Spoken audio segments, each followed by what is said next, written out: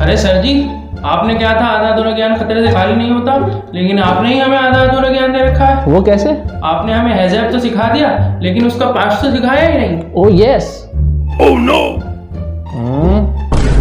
तो हमारे रहते टेंशन किस बात की चौबे जी, चलिए आपको हैज़ब का पास्ट हेड सिखा देते हैं और बिना टाइम वेस्ट करे वीडियो स्टार्ट करते हैं।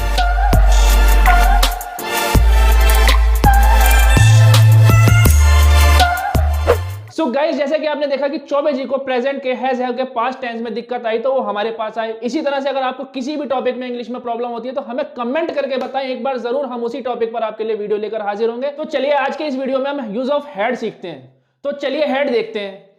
सिंपल यूज ऑफ हेड में आईडी होती है पास्ट था, पास्ट थी, पास्ट थे, या फिर रखता था, रखती थी, रखते थे। जैसे कि मैंने प्रेजेंट के हैज हैव में आपको बताया था कि कोई भी चीज हमारे पास है यानी कि उसका पोजेशन है, उसके लिए हम हैज हैव बनाएंगे। इसी तरह से हैज हैव की जगह पर अगर आपका पास्ट टेंस है तो हेड यूज करेंगे। जैसे कुछ एग्जांपल्स देख सकते हैं आप स्क्रीन पर, और यहां पर आप देख सकते हैं इसका एक rule, subject plus head plus object, यानी कि उसके पास फोन था तो सबसे पहले हमें लगानी है नंबर एक उसके के लिए लगा देंगे हम ही। दूसरे नंबर पर हमें लगानी है पास्ट था, पास्ट थी, या फिर रखता था, रखती थी के लिए हेड। यहां पर सिंगुलर हो सब्जेक्ट या फिर प्लूरल सब्जेक्ट, तो दोनों के लिए हमें हेड ही यूज करना है। और बाद में आ जाएगा लास्ट में नंबर 3 पर आ जाएगा फोन। इसी तरह से एक दूसरा एग्जांपल देख लेते हैं, जैसे कि मेरे पास पैसे थे, मेरे के लिए आई, पास थे के लिए हैड, और पैसों के लिए आ जाएगा मनी। अगर आपको रूल के अकॉर्डिंग समझ में नहीं आता है गाइस तो किसी भी तरह का कोई सिंपल सेंटेंस है उसके लिए फॉर्मूला नंबर 1 2 3 है, यानी कि सबसे पहले आपको लगानी है पहले वाले की इंग्लिश, फिर दूसरे नंबर पर लगानी है आपको पास था, पास थी, इसकी इंग्लिश, और तीसरे नंबर पर लगाना है आपको ऑब्जेक्ट। इसी तरह से आप कोई भी सेंटेंस प्रेजेंट का बना सकते हैं या पास्ट का बना सकते हैं। चलिए इसका नेगेटिव एग्जांपल देखते हैं। अगर आपको इसका नेगेटिव सेंस बनाना है तो बहुत ही आसान ट्रिक है। जैसे कि सब्जेक्ट हेड है, हेड के बाद तुरंत नॉट आ जाएगा, यानी कि इसका एक एग्जांपल देखें कि मेरे पास पैसे नहीं थे,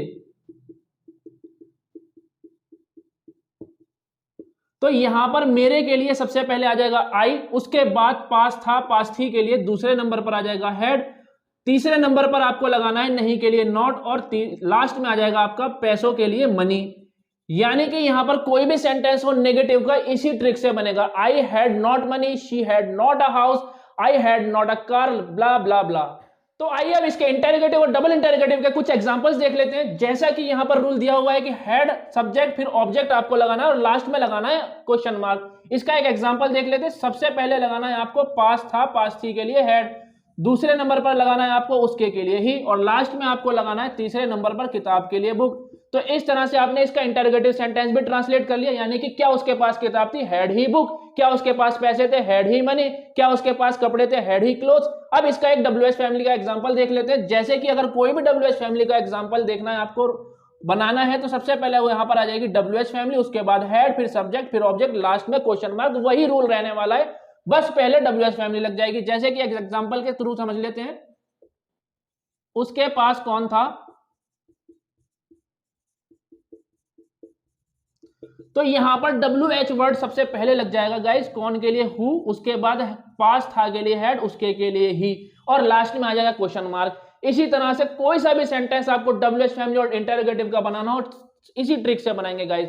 तो आई होप कि आपको वीडियो पसंद आया होगा और हेड का यूज आसानी से समझ में आ गया होगा। तो कहिए चौबे जी, अब तो आपको हैज हैव के पास्ट में कोई प्रॉब्लम नहीं है? नहीं सर, आपको अच्छे से समझ में आ गया?